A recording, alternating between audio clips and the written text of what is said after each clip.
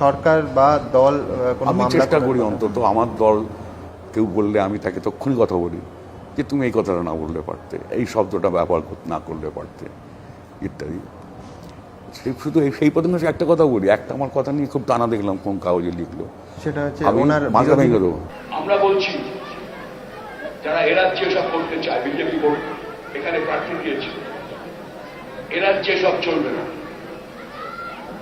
এখানে বামপন্থীরা আছি আমরা, এখানে মন্দির মসজিদ নিয়ে গোলমাল করলে মাথা ভেঙে দেবো আমরা, আমাদের রাজ্যে চলবে না।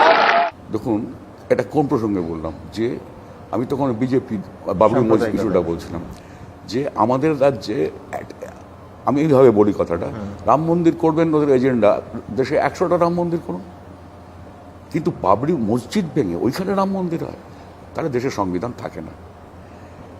সেই জিনিস ওরা করতে চাইছেন। আমাদের রাজ্যে যারা এই মন্দির ভাঙবো মসজিদ ভাঙবো বলবে, তারা ওই ভাষাটাই আমার বুঝে, তাদের মাথা ভেঙে দেবো। আচ্ছা, এটা আমি মনে করি না যে সেটা একটা অশালীন কথা হয়েছে।